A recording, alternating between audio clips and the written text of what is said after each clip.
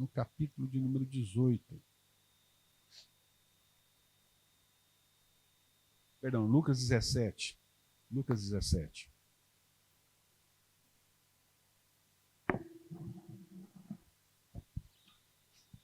Lucas 17, versículo de número 11.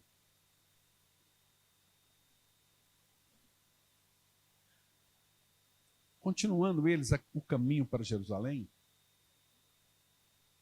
chegaram à divisa entre a Galiléia e Samaria.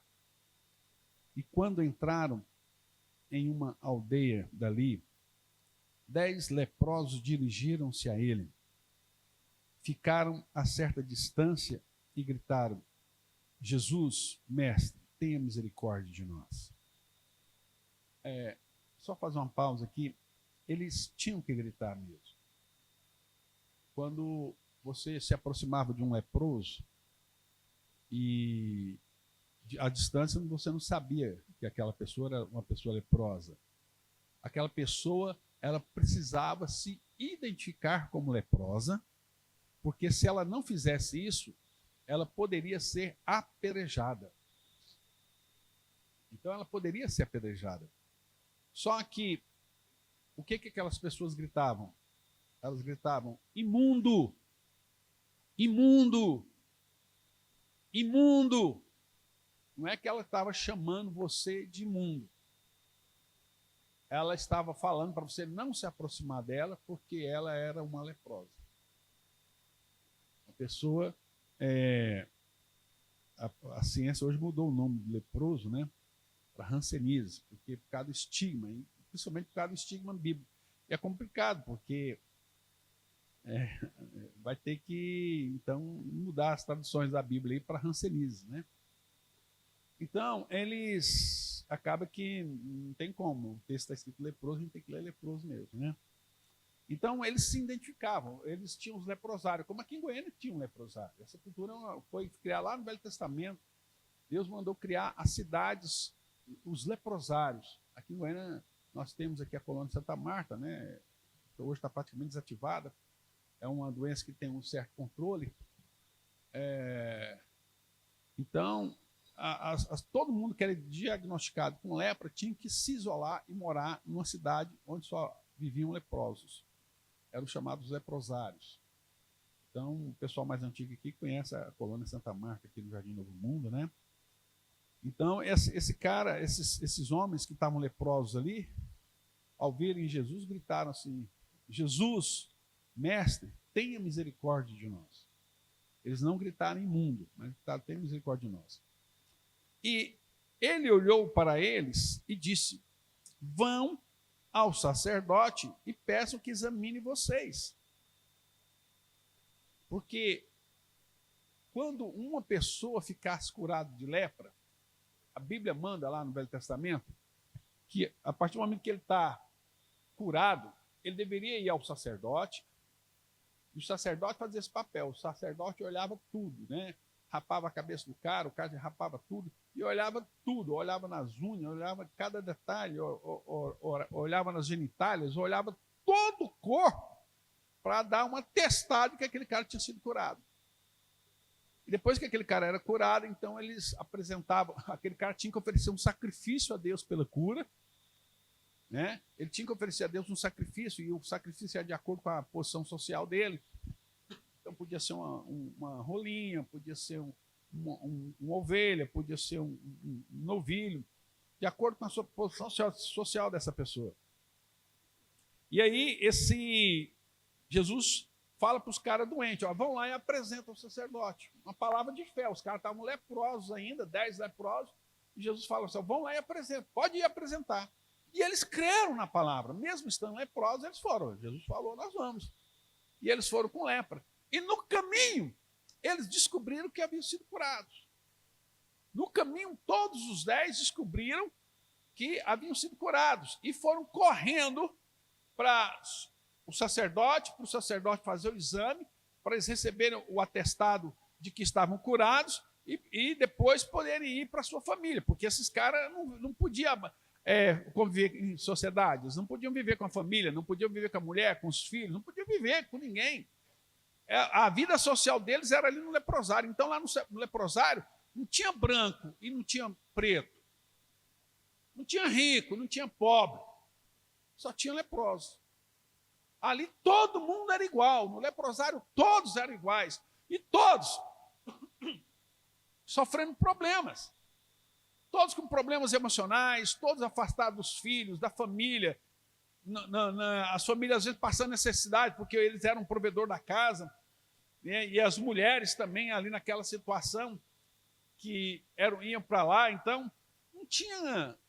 É uma vida completamente desgraçada. A lepra era considerada um sinal de maldição. Um sinal de maldição na vida da pessoa. Então, e até por isso que eles querem, porque a Bíblia compara o pecado à lepra, a Bíblia compara a lepra a um tipo de maldição. E aí, quando eles viram que eles estavam curados, diz o versículo 15, um deles voltou a Jesus, louvando a Deus em alta voz, e lançou-se aos pés de Jesus com o rosto em terra, agradecendo-lhe pelo que ele havia feito. Este homem era um samaritano, ele não era um judeu. O samaritano, eles eram uma comunidade de pessoas de várias nações que formaram um povoado que morava ali em Israel e mora até hoje. Até hoje, né, em Israel, nós temos samaritanos lá. E as palavras, aquele cara não era considerado uma pessoa cristã, não era um homem de Deus. Mas foi o único que não quis ir para o sacerdote e quis voltar para agradecer o Senhor Jesus. E ele disse assim, Jesus perguntou, não foram 10 homens que eu curei? Onde estão os outros 9? Só esse estrangeiro voltou para louvar a Deus? E Jesus disse ao homem, levanta-te e vá-se embora. A sua fé o salvou. O que eu quero falar com isso? Eu já tenho mais de 40 anos que eu trabalho no ministério, que eu sou obreiro. Mais de 32 que eu fui ordenado a pastor.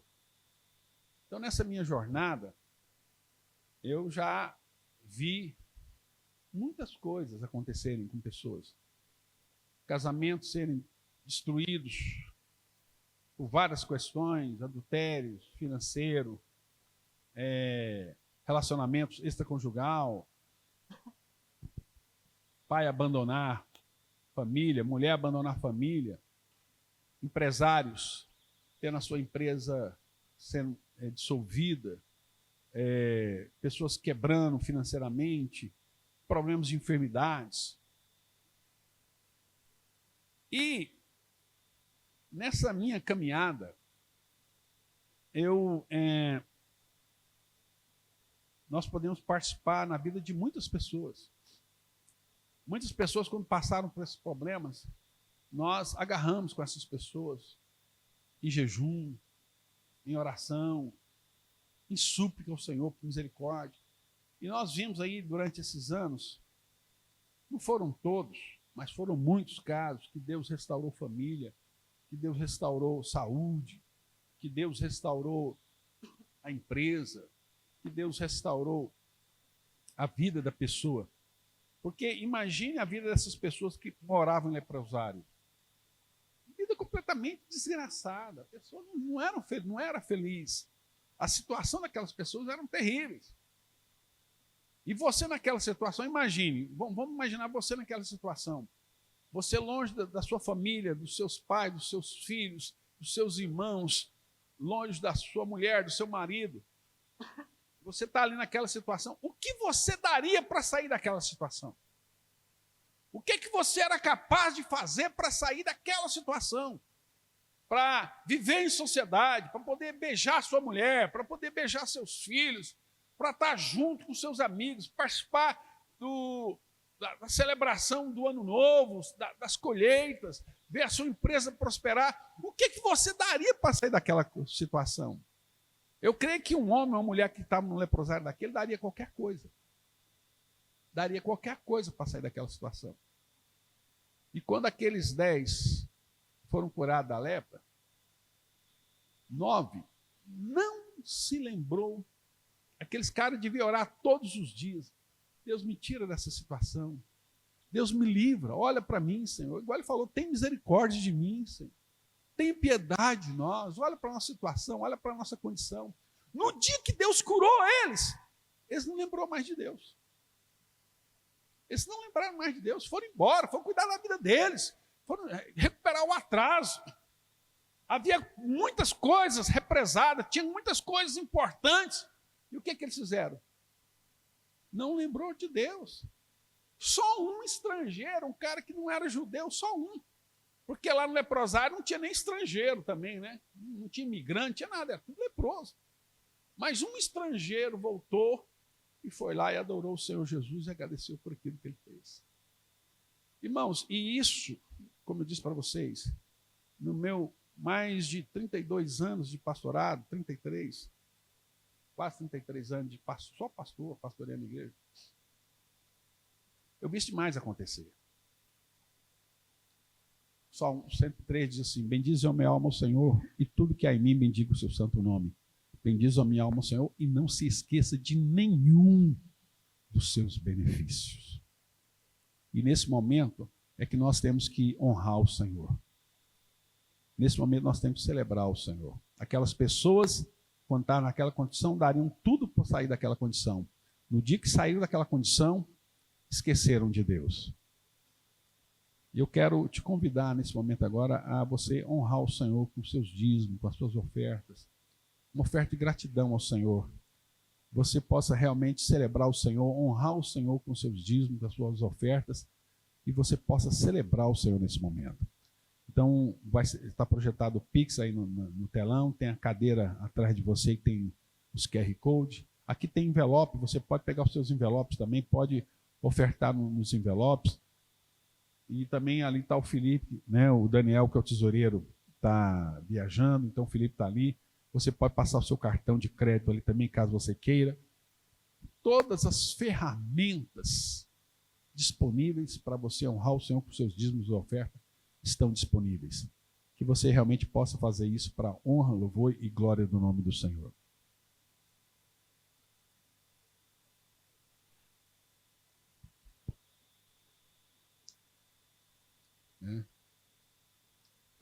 A Bíblia fala do princípio da gratidão, da honra, que você possa honrar o Senhor nessa manhã com todo o seu coração. Eu queria ler também com os irmãos um texto da palavra de Deus.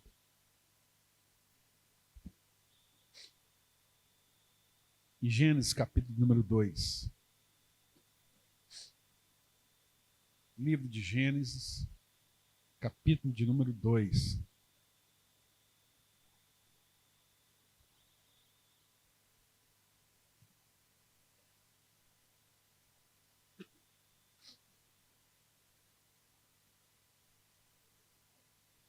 E nós vamos ler o capítulo 2, o versículo número 18.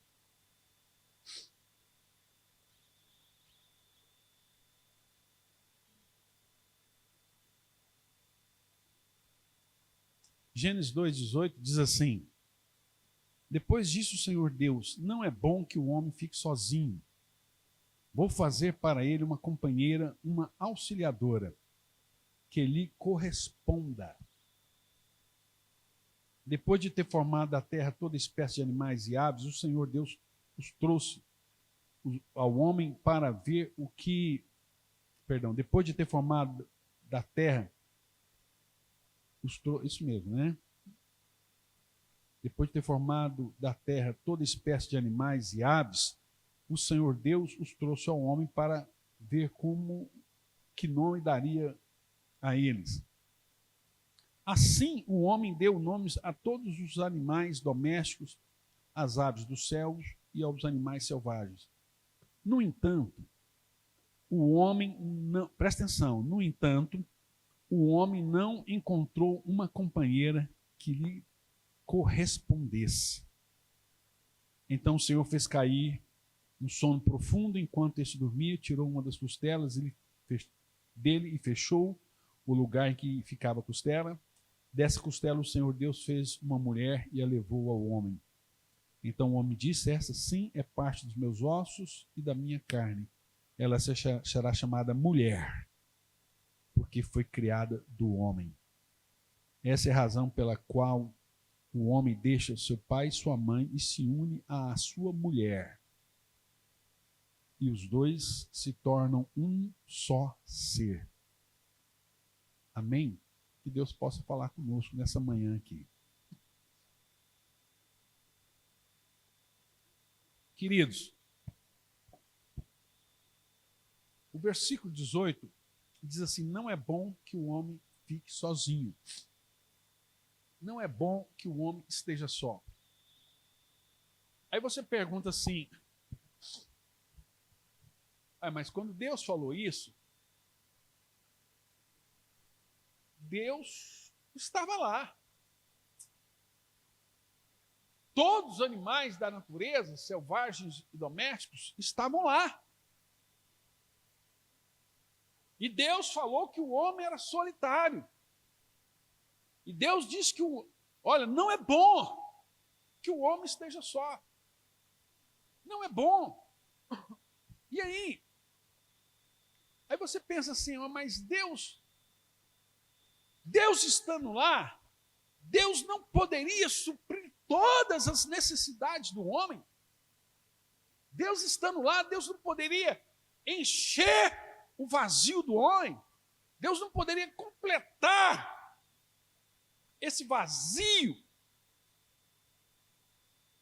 E aí, o texto continua dizendo, né, lá tinha animais. Será que o cachorrinho não podia completar? Será que se eu adotasse um cachorro, se eu comprasse um pet e levasse esse pet, fosse dormir na minha casa, chamasse de meu bebê, desse o nome de Angélica, Catarina, Romeu, Júlio, Elisete, para esse cachorro, para essa cadela, e dormisse com ele, e tratasse de uma forma humanizada, não seria suficiente para suprir a necessidade do homem? Será que isso não era suficiente? Ali tinha todos os animais. Ali tinha todos os animais e tinha Deus. Deus estava ali. Deus estava ali. Será que Deus... Mas como é que Deus, sendo Deus, vendo o homem... Fala, gente, falasse para um cara: você está sozinho, mas eu vou suprir todas as suas carências. Eu vou suprir todas as suas necessidades. Você não precisa. Mas por que Deus cria o homem e fala para o homem: não é bom que ele esteja só? E no versículo de número 20, ele traz mais luz para nós. Ele diz assim: assim o homem deu nome a todos os animais domésticos, às aves do céu e aos animais selvagens. No entanto, olha o que a Bíblia diz: no entanto, o homem não encontrou uma companheira que lhe correspondesse. O homem não achou nada que correspondesse, que pudesse saciar o vazio que estava no coração dele. Aí você fala: mas Deus não estava lá? Estava.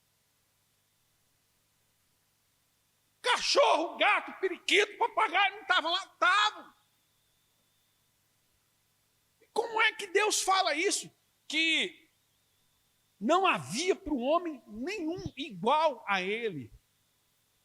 O homem era solitário. O homem estava sozinho. E por que Deus falou: não é bom que ele esteja só? Sabe por quê, irmãos? Porque quando Deus foi criar o homem, Deus disse assim para o homem: olha, Deus disse assim para si mesmo: Pai, Filho e Espírito Santo, façamos o homem à nossa imagem, conforme a nossa semelhança. Vamos fazer o homem que representa uma imagem daquilo que nós somos. E o que Deus é? Deus é uma família. É Pai, Filho e Espírito Santo. E Deus sendo família, Deus falou: vamos construir uma outra família. Uma família. Por isso que Deus, quando forma Adão, a Eva já está lá. Deus não teve que formar um outro barro, não. Ele tirou de Adão a mulher. E por que que... E aqui aquela pergunta, mas por que que Deus não é suficiente? Porque Deus, presta atenção, porque na eternidade, na criação, Deus determinou, Deus quis assim, foi Ele quis assim. Quando Ele fez o homem, Ele falou, o homem não pode viver só, sem nenhuma companhia, nenhum relacionamento, de forma que não adianta ele buscar esse relacionamento em mim somente, que não será suficiente. Foi Deus que criou essa barreira, foi Deus que criou essa limitação. E quando você vai estudar acerca da solidão, você vai entender por que Deus fez isso. Porque, irmãos, o homem vivendo em sociedade, ele naturalmente tende a se isolar. Ele tende a se isolar. E Deus, e para nós crentes, é muito mais fácil. A pessoa fala assim, olha, eu não preciso de ninguém, eu só preciso de Deus. Eu só preciso de Deus. Então, no meu quarto, eu entro ali e fica eu e Deus. E Deus fala, não, negativo. Você vai pegar o seu pecado e vai confessar para o seu irmão, confessar os vossos pecados uns aos outros para seres curados. Ah, mas se eu confessar meu pecado para minha mulher, se eu confessar meu pecado para os irmãos, se eu confessar meu pecado para o pastor, é humilhante. É isso mesmo. É humilhante mesmo. Mas Deus fez isso, irmão, porque senão é fácil demais. Eu chego, ó Deus, você sabe que eu sou pecador, você sabe, ó Deus, mas fica aqui entre nós. Isso é uma coisa que Deus jamais permitiu. Por isso, e muitas vezes quando a gente fala esse tipo de coisa, tem pessoas que assustam, irmão, pastor, como é que você fala que Deus não é suficiente? Irmão, não é porque Ele falou que não é, Ele determinou isso, não foi eu. Não sou eu. É Ele que criou o homem para ser dependente um dos outros. Só no Novo Testamento tem 26 mandamentos uns aos outros. Confessai os vossos pecados uns aos outros, orai uns pelos outros, socorrei uns aos outros, suportai-vos uns aos outros, edificai-vos uns aos outros, não provoqueis a ira uns aos outros. São 26 mandamentos que a Bíblia fala que eu dependo do outro. Não há, e não adianta. Há uma noia, há uma doença mental. É uma doença mental. As pessoas agora estão... Porque o outro dá trabalho. E as pessoas estão buscando satisfazer a sua solidão em animais. Outros em Deus. Vou falar para você, é pecado. É pecado. Não sou contra, vou falar de Deus primeiro, né? Não é que, mas Deus, não. A comunhão, a vida do cristão, ela é uma cruz. Grava isso que eu estou dizendo. A vida do cristão é uma cruz. Ela fala do meu relacionamento com Deus e do meu relacionamento com os meus irmãos. Não tem como. Eu não quero saber dos meus irmãos. Meu negócio é só com Jesus. Eu não preciso de igreja, né? Aí tem alguns... Como é que eu falo? Algumas pessoas... às vezes eu tenho que me controlar, porque senão eu falo coisa aqui que não... Então, tem pessoas mal intencionadas que criam igreja online. Pega aí, meu irmão, minha irmã. Eu estou aqui na internet, você está na sua casa, na tela do seu computador, pega o cálice da ceia, pega o pão, parte o pão com você mesmo. Bebe pão, vinho agora você. Irmão, isso é pecado. Isso é pecado. Porque o pão partido é com os outros. A vida é com o outro. Amai-vos uns aos outros. Né? Jesus falou, qual que é o maior mandamento? Amar a Deus sobre todas as coisas e o próximo como a ti mesmo. Não é dois mandamentos diferentes. É como se fosse uma moeda com duas esfinges. São dois lados da mesma moeda. Não tem como você separar a relação sua com Deus sem a relação sua com seus irmãos. Então Deus determinou isso.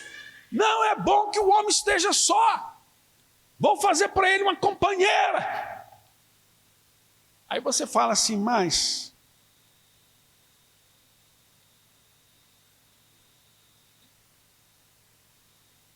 a mulher é complicada, pastor. É. Mas como é que vive sem ela? Não é verdade? Como é que vive sem? E vice-versa. O que seria da Elisete sem eu? Não é verdade? Não é verdade? Com todos os efeitos. Mas é. Irmãos, nós somos dependentes uns dos outros. Isso é ser igreja. Não dá para você congregar numa igreja virtual. Tem também igreja online, igreja virtual. As pessoas falam, não tem problema você mandando seu dízimo para cá, manda seu pix. Nós vamos ministrar ceia para você, nós vamos dar uma palavra para você. Ó, irmão, e o beijo, e o abraço, e o enxugar as lágrimas, e o toque. Jesus era um homem de toque. Até os leprosos, ele tocava. Todos os enfermos, né, na maior parte dos casos de cura, com exceção desse aqui, que é o único que eu me recordo, né, até os outros leprosos Jesus curou, Jesus tocava. Jesus abraçava. Porque o homem tem necessidade de ser aceito, de fazer parte, de pertencer, de ser amado. Isso está, Deus colocou dentro de nós. Deus odeia a solidão. Deus não quer que ninguém fique solitário. E nós temos que aprender com Jesus. Ele falou isso para nós. A Bíblia fala para nós, né? O Salmo de número 133. Projeto para nós aí, Guilherme. Salmo de número 133. Olha só. Versículo 1 diz assim: ó, quão bom, né? Vamos ver nessa tradução. Como é bom e agradável quando os irmãos vivam em união. E não dá para viver em união no WhatsApp, irmão. Não dá para viver em união pelo Instagram, pelo Facebook. Ah, eu tenho 100 mil seguidores no Facebook. Irmão, quantos você conhece? Quantos você abraça? Quantos você beija? Quantos você vai comer na casa dele? Quantos você é família? Isso não é nada. Isso é ilusão. Essa união é como óleo perfumado derramado sobre a cabeça de Arão, escorrendo pela barba até a bainha da roupa do grande sacerdote, Arão, irmão de Moisés, né? Ele diz mais, versículo 3. Essa união perfeita é como o orvalho que cai sobre o Monte Hermon. Lá no Monte Hermon, essa noite caiu neve. Durante o dia o sol escaldante derrete aquela neve derrete sobre o Monte Hermon, lavando o Monte Hermon e formando as nascentes do Jordão, né? É uma coisa linda. Então é como o orvalho que cai sobre o Monte Hermon e desce sobre os montes de Sião. Ali, na comunhão, no relacionamento, na vida, no toque, no beijo, no abraço, ali o Senhor derrama ali suas bênçãos e dá vida eterna. Não existe vida fora da comunhão uns com os outros, com Deus e com meu irmão. É uma cruz, é um relacionamento vertical e horizontal. Não tem como você viver só na horizontal e nem só na vertical. Você precisa de tudo isso. Continuando aí no Salmo de número... O Salmo de número 60, ele fala assim, 68, versículo 6. Olha o Salmo 68, versículo 6. A Bíblia diz assim: Deus dá uma família às pessoas solitárias. Presta atenção. Deus dá uma família às pessoas solitárias, liberta os presos e lhe dá riqueza e felicidade. Aos rebeldes, porém, ele dá uma terra árida. Então presta atenção, irmão. Eu ouço demais, talvez a coisa que eu mais ouço na minha jornada é isso. Ah, pastor, eu sou tímido, eu sou calado, eu sou na minha, eu sou quieto, eu não sei o quê, não sei o quê. Irmão, isso é pecado. Isso está errado. Quantas vezes o irmão falou assim, as pessoas falam, pastor, irmãos, eu tiro por baixo por mim. Porque eu sempre fui um adolescente, um jovem extremamente tímido. Mas um dia, quando eu converti, eu falei para Jesus, Jesus, quebra esse troço comigo. Como é que eu vou pregar o evangelho? Como é que eu vou evangelizar? Como é que eu vou discipular? Como é que eu vou falar do Senhor? O Senhor manda ir por todo mundo pregar o evangelho. Como é que eu vou pregar o evangelho se eu não dou conta de falar, se eu não sei me relacionar? Então, cai na presença do Senhor, me liberta desse troço, desse comportamento. Eu quero ser uma pessoa que interage, de relacionamento, de vida. E Deus está falando, Ele dá o solitário. Não viver em solidão vai te trazer um monte de doenças emocionais e psicossomáticas. A solidão, ela mata o ser humano. Deus não quer que ninguém viva na solidão. Deus odeia a solidão. Olha só, Jesus, quando ele falou, ele disse assim, olha, sobre comunhão. Ele diz assim, em Mateus 18, 20. Mateus 18, 20. Pois onde 2 ou 3 se reunirem em meu nome, eu estarei ali no meio deles, eu me manifestarei, 2 ou 3, pelo menos 2. Então, não tem como Jesus manifestar através de mim sozinho. A Bíblia fala de muitos exemplos de homens solitários. Moisés era um homem solitário, Elias era um homem solitário. Mas Moisés, o homem solitário é capaz de fazer grandes coisas, mas não é capaz de viver em comunhão. Irmão, Moisés, quando Deus falou para ele assim, olha, vai lá, eu te escolhi, vai lá libertar meu povo para o Egito. E Moisés foi lá, desafiou o faraó, enviou 10 pragas, chegou lá, tirou o povo do Egito, chegou no Mar Vermelho, pegou o cajado, abriu o Mar Vermelho, atravessou lá, milhões de pessoas atravessaram, e ele lá feliz, é isso mesmo, faraó. De repente chega o sogro dele lá, me devolver sua mulher e seus filhos, você largou para trás. Mas mulher e filho. Ele estava nem pensando na mulher e os filhos. O sogro dele tem que ir lá, acabou? Vai cuidar da sua mulher e dos seus filhos. E o solitário não herda as promessas de Deus. Moisés não entrou em Canaã. Mesma coisa com Elias. Elias era um cara solitário. Vivia nas cavernas, né? Mas aí, quem derrubou Jezabel foi o discípulo dele, Eliseu, que era um cara de relacionamento. Deus só se revela na comunhão do casal, dos irmãos. É quando 2 ou 3 reunidos no nome dele se manifesta, que está presente, que ele se manifesta, reúne no nome dele, né? E um grande exemplo para mim é o de Jesus lá, quando ele foi ser preso lá no Monte Calvário. Monte das Oliveiras, perdão. Ele estava ali, ele sabia que ia ser preso. Ele começou a orar.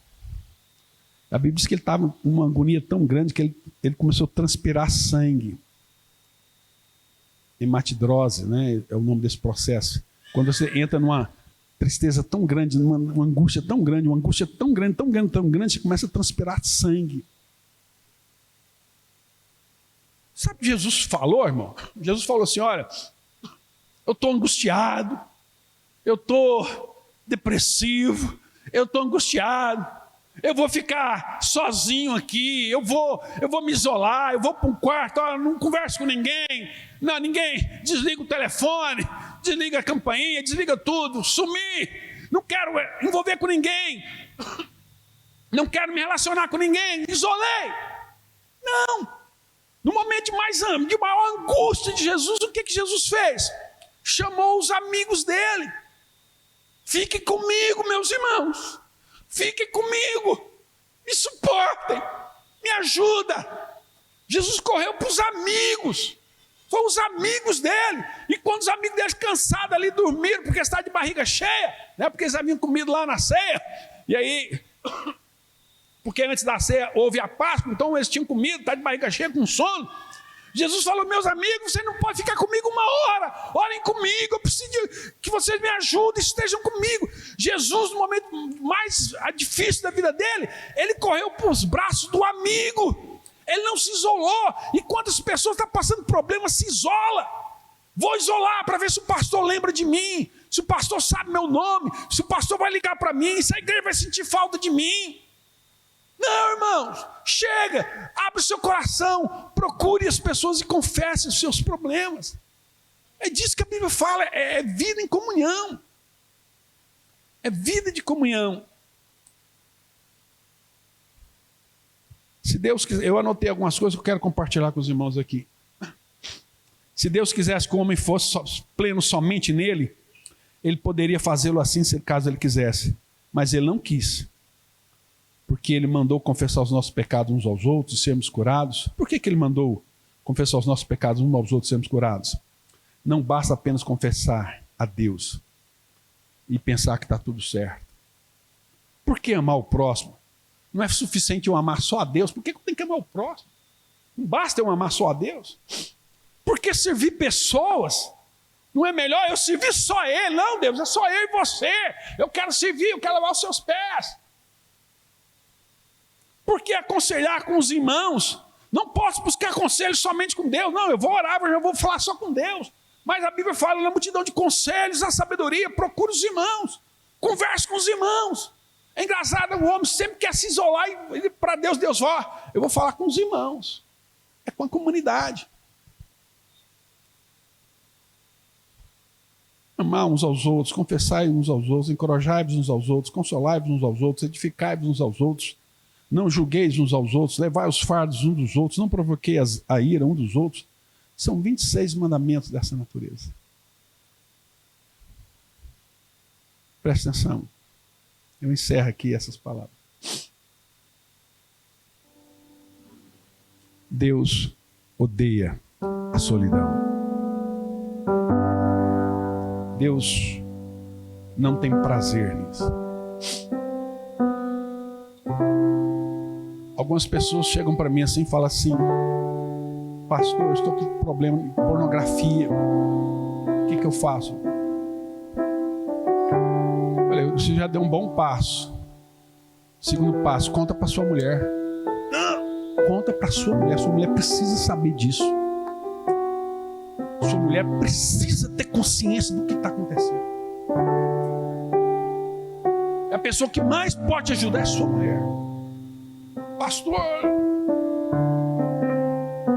conversa com seu sogro, conversa com sua família, conversa com seus irmãos.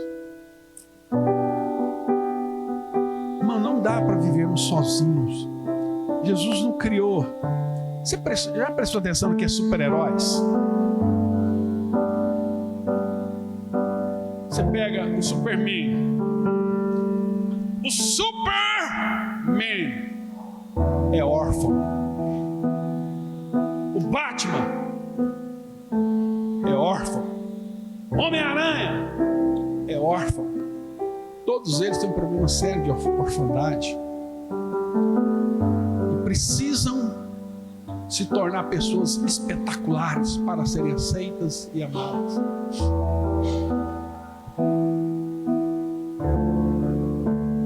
Eu quero orar com você nesse momento. Vamos colocar-nos em pé. Que o Espírito Santo possa falar no seu coração. Que o Espírito Santo possa falar na sua casa, na sua família. Que jamais você busque o isolamento. Salomão diz que aquele que se isola comete loucura.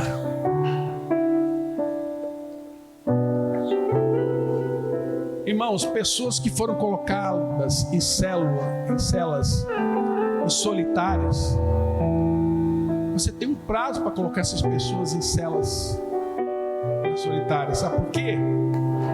Porque se você deixar essa pessoa muito tempo na solidão, sabe o que acontece com essas pessoas que ficam solitárias? Ficam loucas. Ficam loucas. Por isso você precisa do relacionamento, você precisa estar presente com os irmãos, você precisa chorar junto, rir junto, alegrar. Você precisa. Então, se você tem alguma dificuldade nessa área, eu quero que você ore agora. Eu quero orar com você. Pai, em nome do Senhor Jesus. Em nome do Senhor Jesus, cura a tua igreja, cura os teus filhos. Restaura no Senhor a fé. Que possamos realmente ser pessoas que entendeu que o meu irmão é tão importante quanto o Senhor. Nós temos necessidades de sermos aceitos, de sermos amados, de sermos compreendidos. E esse consolo, o Senhor decidiu nos dar a Ele somente através dos irmãos. O Senhor decidiu não dar diretamente de ti, mas com as tribulações que somos atribulados, como diz o apóstolo Paulo, possamos consolar os outros. Aqui estão pessoas, homens e mulheres, que conhecem demais o Senhor, conhecem os teus mandamentos, mas que muitos de nós não têm colocado em prática, Senhor, na relação, na vida. Que possamos, Senhor, sermos essa testemunha. Que as nossas mãos, ao tocar as pessoas, sejam as mãos do próprio Senhor Jesus, consolando, tocando, o abraço. Quando nós abraçarmos, seja o Senhor Jesus abraçando. Quando nós enxugarmos as lágrimas, seja o Senhor Jesus enxugando. Leva-nos, Senhor, a viver o verdadeiro evangelho, o evangelho puro e simples. Em nome do Senhor Jesus, em nome do Senhor Jesus.